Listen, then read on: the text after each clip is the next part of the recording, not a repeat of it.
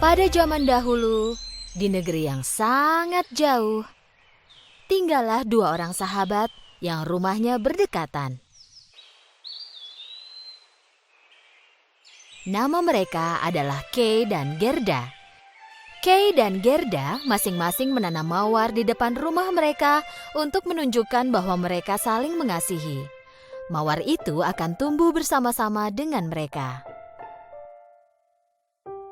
Di akhir musim gugur, musim dingin pun tiba dan kota tertutup oleh salju. Selama musim dingin, di malam hari saat yang paling menyenangkan bagi Kay dan Gerda adalah mendengarkan dongeng dari neneknya Gerda. "Dari mana datangnya salju dan dingin?" tanya Gerda. "Dari jauh," neneknya menjawab dan mulai bercerita. "Dahulu kala ada kerajaan yang tertutupi es dan salju. Ratu Salju tinggal sendirian di istana es yang dibuat oleh kekuatan ajaibnya. Ratu Salju sangatlah cantik dan semurni es. Tetapi dia berhati jahat dan banyak keajaiban yang disembunyikan di dalam istana es yang dingin dan ajaib itu. Salah satunya adalah cermin es. Melalui cermin es itulah mata jahat si Ratu Salju dapat melihat semua yang terjadi di dunia."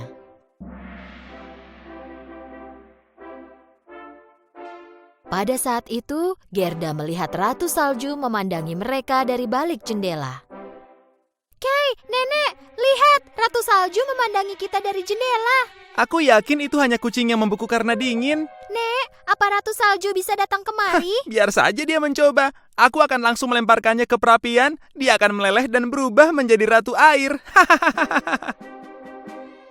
Sambil melihat melalui cermin es, Ratu Salju mendengar ucapan Kay. "Jadi kau akan melempar aku ke perapian dan mengubahku menjadi ratu air?" "Hah!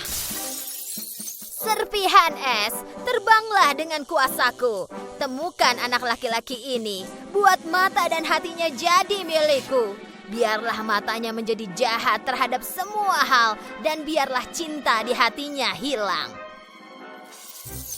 Perintah Ratu Salju kepada serpihan es itu. Tiba-tiba, badai salju mulai berhembus di depan rumah Gerda. Serpihan es bergerak cepat ke arah Gerda. Penasaran dengan apa yang terjadi, Kay membuka jendela. Gerda langsung berteriak, "Kay, berhenti!" Tapi sudah terlambat. Mataku, ada yang menyengat mataku. Hatiku, apa yang terjadi? Pada saat itu, kutukan Ratu Salju dilaksanakan oleh serpihan es. Mata dan hati Kay tertusuk dan dia berubah menjadi orang lain. Gerda bertanya apa yang terjadi pada Kay, tapi Kay membentaknya. Tidak, aku baik-baik saja. Jangan ganggu aku. Kay terlihat aneh. Kay tak pernah kasar pada Gerda seperti ini. Gerda tak mengerti kenapa Kay tiba-tiba bersikap kasar seperti itu. Sikap kasar Kay berlanjut hingga keesokan paginya. Saat Kay mengeluarkan kereta luncurnya dari taman, Gerda bertanya Kay mau kemana. Tapi Kay memarahinya lagi. Kay melompat ke kereta luncurnya dan segera pergi. Gerda berlari mengejarnya, tapi Kay tak terkejar. Tiba-tiba dengan naik kereta luncurnya, Ratu Salju muncul entah dari mana dan Kay mulai mengikutinya. Gerda terkejut dan tidak bisa melakukan apa-apa karena keduanya langsung menghilang. Ratu Salju membawa Kay ke istana esnya. Gerda menghabiskan berhari-hari di depan jendelanya menunggu Kay pulang. Hari dan bulan berlalu dan musim dingin pun berlalu. Tapi masih belum ada tanda-tanda keberadaan Kay. Karena tak sanggup menunggu lagi, Gerda membulatkan tekadnya. Dengan hanya membawa cermin yang diberikan neneknya. Gerda mulai pergi mencari sahabatnya, Kay. Gerda yang pemberani melewati banyak jalan dan bertanya tentang Kay pada setiap orang yang dia temui. Akhirnya, Gerda mencapai tepi sungai. Dia melihat berkeliling dan tak terlihat seorang pun yang bisa ditanyai tentang Kay. Gerda bertanya pada sungai, tapi tak mendapatkan jawaban. Kemudian seekor burung camar datang mendekatinya. Sungai pasti memiliki jawaban untukmu, tapi pertama-tama kau harus memberi hadiah untuknya. Gerda mengeluarkan kalung kesayangannya dan menempatkannya ke air sungai. Tiba-tiba keajaiban terjadi dan muncullah sebuah perahu kecil tepat di hadapan Gerda. Gerda pikir sungai itu menyukai hadiahnya dan membalas kebaikannya. Setelah Gerda menaiki perahu itu, perahu mulai bergerak sendiri.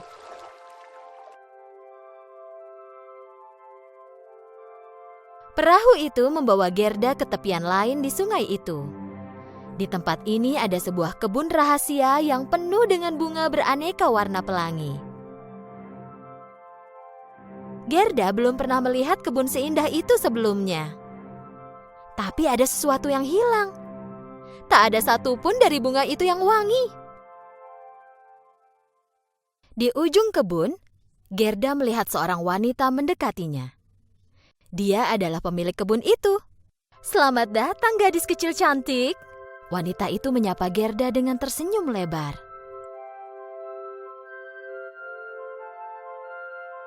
Dan tiba-tiba, Gerda sadar bahwa dia bisa menghirup aroma wangi bunga di kebunnya. "Maafkan aku memasuki kebunmu tanpa izin," kata Gerda. "Tak apa sayang, kemarilah. Aku senang kau datang. Sudah lama sekali ada orang yang datang ke kebunku. Ceritakan padaku, apa yang kau lakukan di sini seorang diri?" Gerda menjawab bahwa dia mencari temannya Kay dan bertanya apakah sang wanita tahu tentang Kay. Tapi wanita itu bilang bahwa hanya Gerda lah orang yang pernah dia lihat. "Benarkah? Kalau begitu aku akan berjalan lagi. Aku harus menemukan Kay secepatnya." Wanita pemilik bunga tidak ingin Gerda cepat pergi, jadi dia pun berbohong. "Apa kau bilang tadi Kay?" Sebentar. Aku mungkin pernah melihatnya di suatu tempat." Gerda menceritakan semuanya kepada wanita itu, dan saat wanita pemilik bunga mendengar nama Ratu Salju, dia sangat khawatir. "Ratu Salju? Jauh-jauhlah dari sini. Makhluk dingin, karena dia bunga-bungaku tidak wangi bertahun-tahun." Tiba-tiba wanita itu ingin menyisir rambut Gerda. Gerda tidak mengerti alasannya, tapi wanita pemilik bunga itu bersikeras. Gerda tidak tahu bahwa itu sebenarnya sisir ajaib. Sisir ajaib itu membuat Gerda melupakan semua yang dia ketahui. Hanya rasa senangnya saja yang tetap ada. Tapi wanita pemilik bunga itu tidaklah jahat. Dia melakukan itu demi bersenang-senang. Saat terbangun dari tidurnya yang indah, Gerda tidak ingat apapun. Bahkan alasan kenapa dia ada di sana dan bagaimana dia bisa sampai ke sana. Tetapi saat dia melihat mawar yang ada di topi wanita itu, Gerda mulai mengingat sesuatu. Tak ada kekuatan ajaib yang bisa mengalahkan kekuatan cinta sejati. Gerda tidak tahu sudah berapa lama dia tinggal di kebun tidur, tapi ingatannya tiba-tiba kembali. Gerda segera kembali ke tepi sungai. Perahu masih ada di sana, tetapi dia tidak tahu harus ke arah mana atau melakukan apa. Pada saat itu, seekor burung gagak terbang di atas kepalanya, seolah-olah hendak memberitahu sesuatu kepadanya. Jadi Gerda mulai mengikuti burung gagak itu. Gerda mengikuti burung gagak itu sampai mereka mencapai lautan es. Tepat di tengahnya, ada kapal bajak laut yang sudah lama terdampar. Tempat burung gagak terbang dan hinggap. Gerda mengikuti burung gagak itu dengan perahunya dan menuju ke kapal itu. "Jadi dengan inikah aku bisa ke istana Ratu Salju, kapal bajak laut ini?" Bajak laut bermunculan di atas dek kapal, dan salah satunya bajak laut perempuan mendekati Gerda. "Kau akan pergi kemanapun kami pergi, dan itu adalah tidak kemana-mana." Pada saat yang sama, Ratu Salju mencoba membuat Kay melupakan semua masa lalunya. Ratu Salju berhasil sampai titik tertentu, tetapi apapun yang dia lakukan, Gerda tidak bisa hilang dari ingatannya Kay. Gerda, Gerda.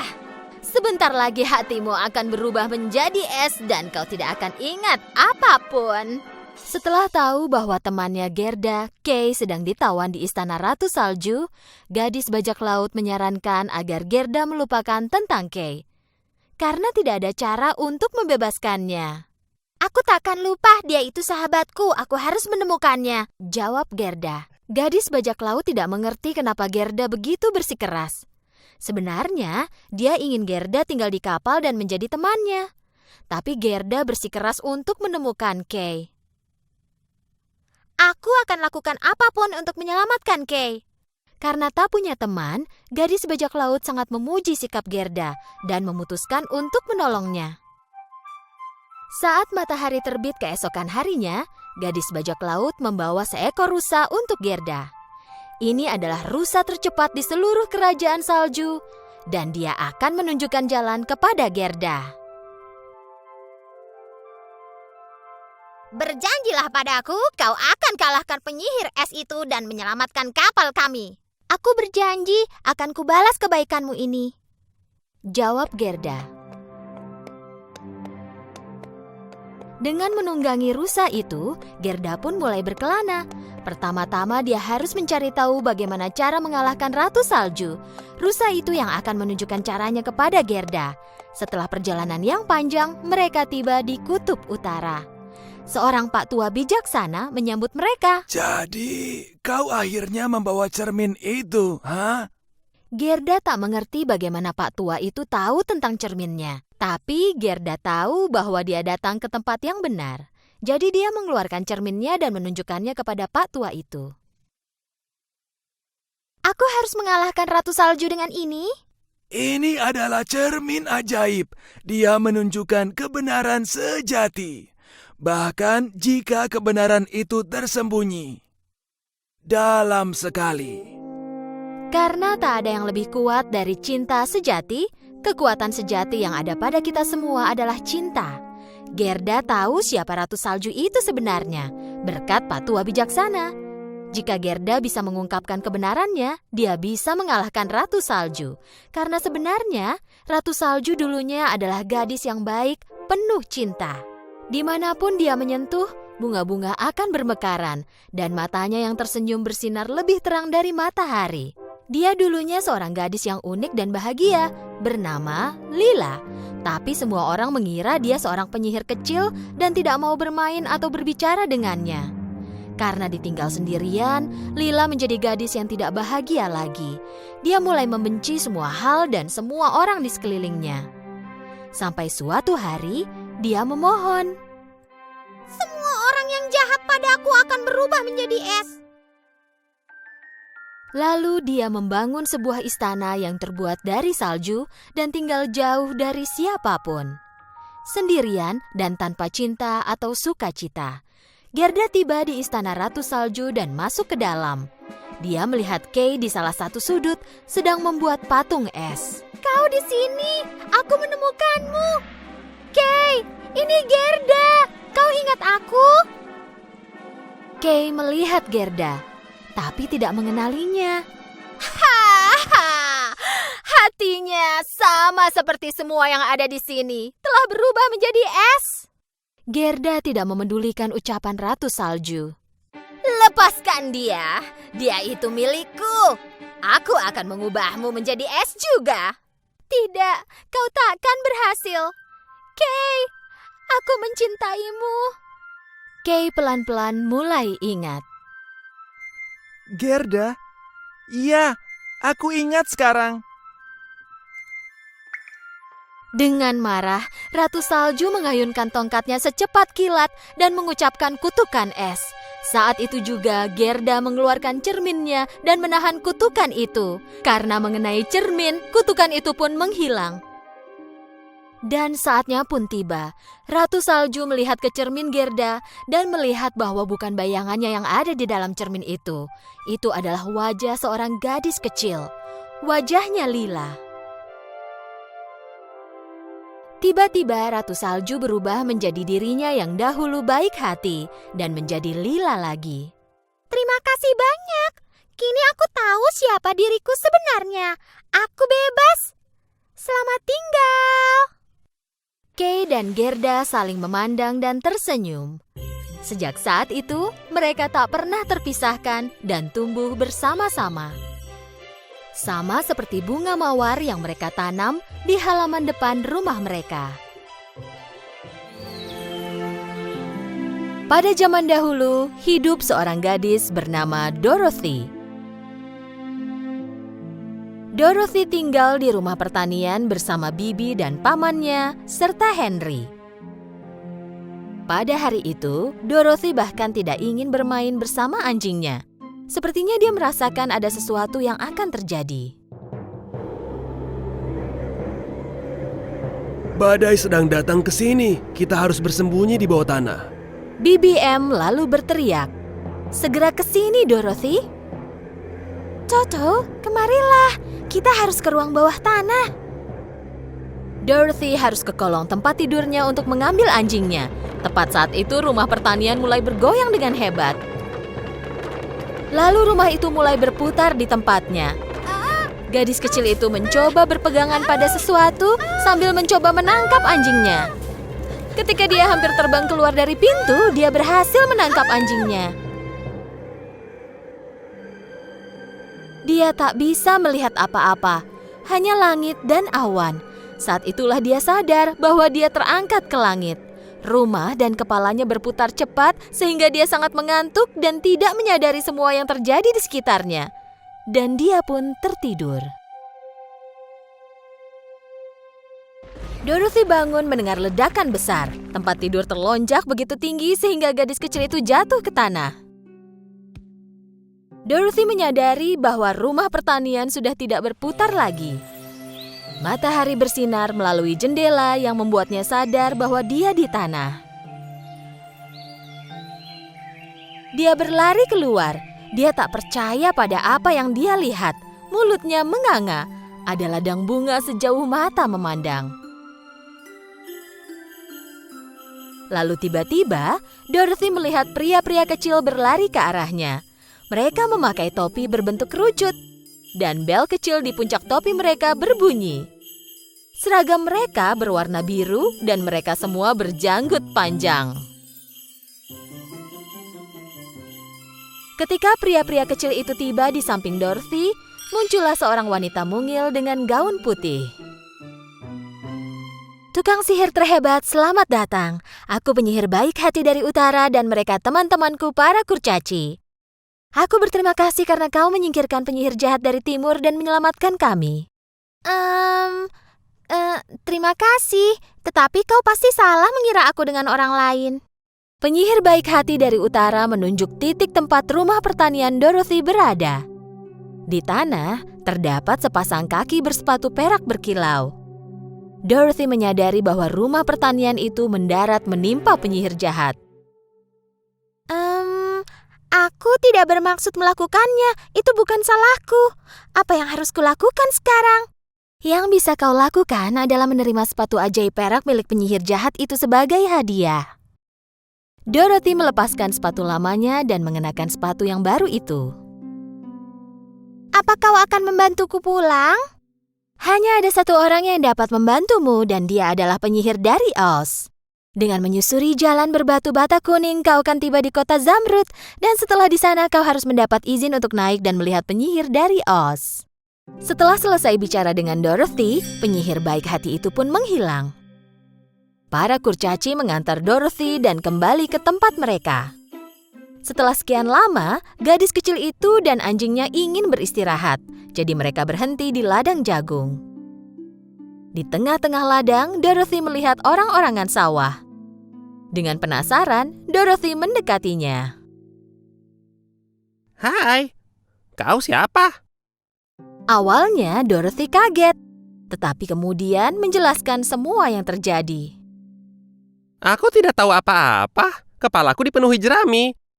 Aku penasaran apakah aku bisa ikut ke kota Zamrud bersamamu. Apa menurutmu penyihir dari Oz akan memberiku otak? Dorothy menurunkan orang-orangan sawah dari rangkanya, dan mereka mulai berjalan bersama menyusuri jalan berbatu bata kuning.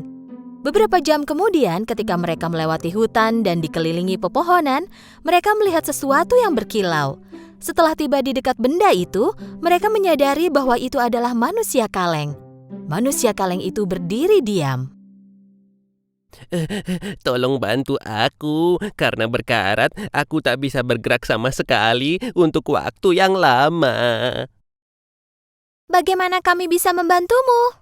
Kau bisa menemukan pondokku di sebelah sana. Pergilah ke sana dan ambilkan kaleng oliku dan gosokkan ke persendianku. Dorothy melakukan sesuai petunjuk manusia kaleng. Dorothy menuangkan oli ke semua persendiannya, dan manusia kaleng mulai bergerak lagi. Terima kasih banyak.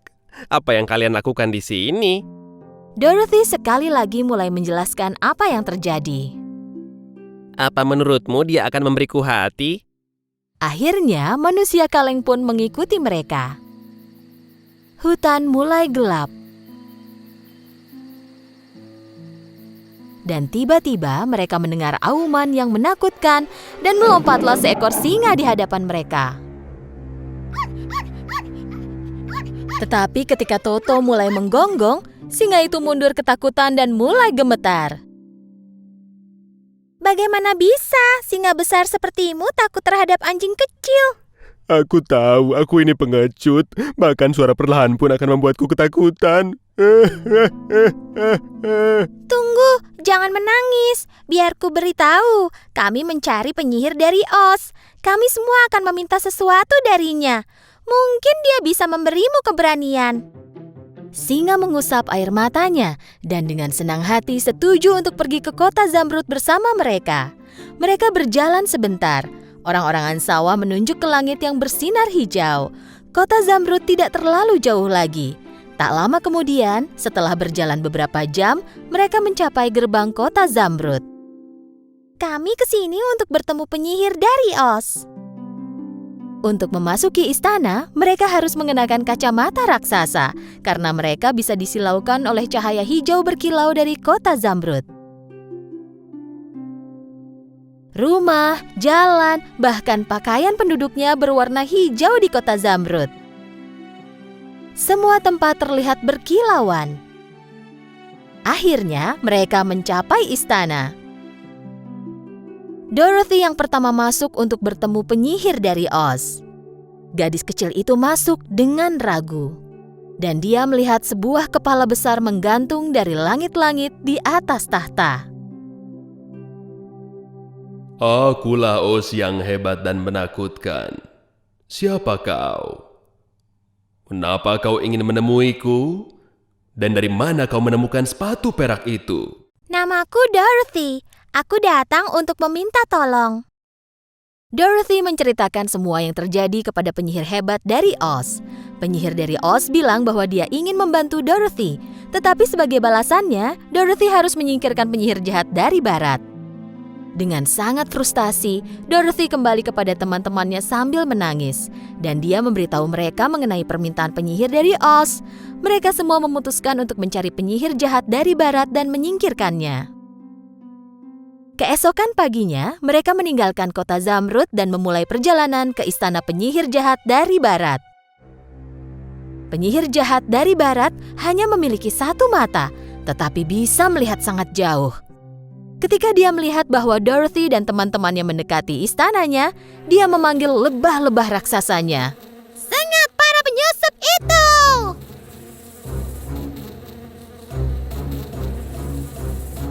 Dorothy dan teman-temannya melihat lebah terbang ke arah mereka. Mereka tidak punya waktu untuk kabur. Orang-orangan sawah, lindungi Dorothy, Toto, dan singa dengan jeramimu supaya lebah tidak dapat menyengat mereka. Ketika orang-orangan sawah melindungi yang lain dengan jeraminya, seluruh lebah mencoba menyengat manusia kaleng. Tetapi tentu saja, mereka semua kehilangan sengat mereka dan satu persatu jatuh ke tanah.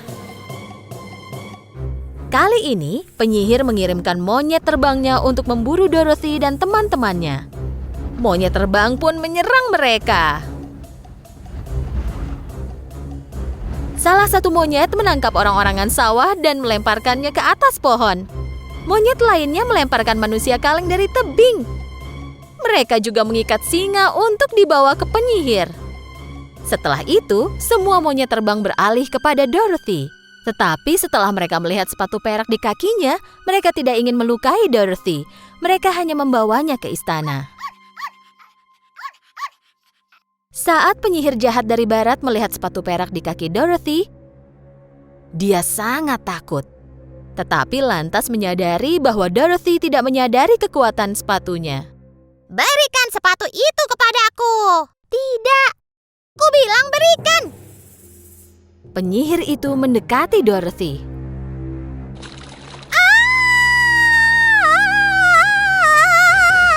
Bagaimana kau bisa tahu bahwa airlah yang dapat menghancurkanku? Oh, aku minta maaf.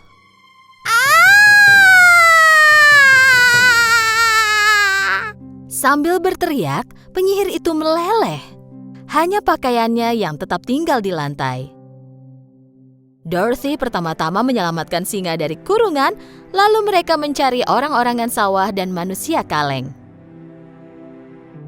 Mereka kembali ke kota Zamrud, memberitahu bahwa mereka telah menyingkirkan penyihir jahat dari barat dan ingin bertemu penyihir dari Oz. Kali ini, penyihir hebat dari Oz menyambut mereka semua. Ketika memasuki ruang tahta, mereka mendengar suara keras yang memekakan telinga. Akulah penyihir hebat dari Oz. Kenapa kalian mencariku? Toto ketakutan. Dia lari memasuki tirai pemisah besar yang ada di sudut. Di balik tirai itu, muncullah seorang pria tua kecil dan botak. Dia memegang sesuatu mirip tanduk di tangannya. Dan siapa kau ini? Akulah penyihir hebat dari Oz. Apa kau penyihir dari Oz? Tetapi bagaimana bisa? Pria tua itu memutuskan untuk menjelaskan kisahnya.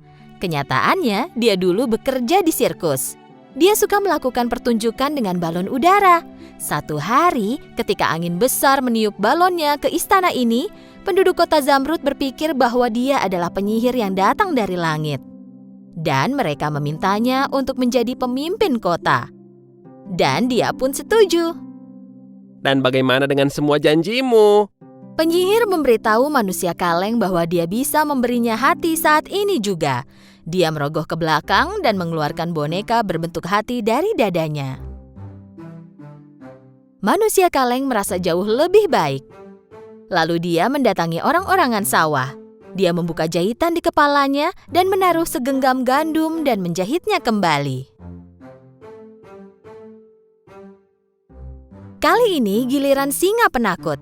Dia menuangkan sedikit ramuan dari botol emas ke dalam sebuah mangkuk dan meminta singa untuk meminum ramuan keberanian ini. Singa meminumnya. Tiba-tiba, dia menanggalkan penampilannya yang lemah dan ketakutan, lalu mengaum seperti singa besar perkasa seperti sebelumnya. Penyihir dari Oz tersenyum kepada mereka. Dia sebenarnya tidak memberi apa-apa kepada mereka. Semua yang mereka minta darinya sebenarnya sudah ada dalam diri mereka. Tetapi mereka tidak tahu cara menggunakannya. Sekarang giliranmu, Dorothy.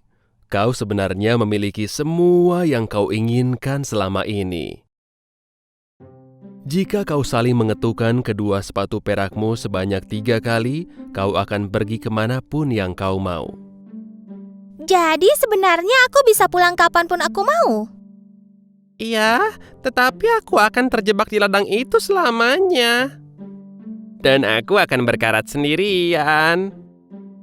Dan aku takkan bisa menjadi singa pemberani. Dorothy memeluk teman-temannya dengan erat. Dia mengucapkan selamat tinggal kepada mereka. Lalu dia memegang Toto dan mengetukkan sepatunya 3 kali. Dia mengatakan ingin pulang ke samping paman dan bibinya. Tak lama dia mendapati dirinya duduk di taman. Dengan senang, dia melihat sekeliling. Dia melihat paman dan bibinya berlari ke arahnya. Dia tertawa senang.